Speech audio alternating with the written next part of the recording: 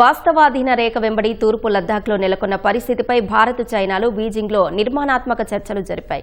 సరిహద్దులో శాంతి సామరస్యతలను కాపాడడం ద్వారానే సంబంధాల్లో ముందుకు వెళ్లగలుగుతామని పేర్కొన్నారు.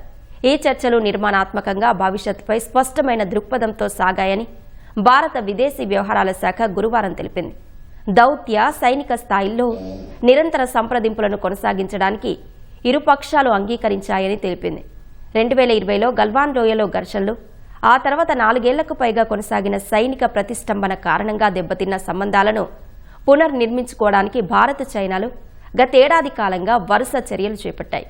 తూర్పు లద్దాఖ్లో దెప్సాంగ్, డెమ్చోక్ల నుంచి తమ సైన్యాలను 2024 అక్టోబర్లో ఉపసంహరించుకున్నాయి.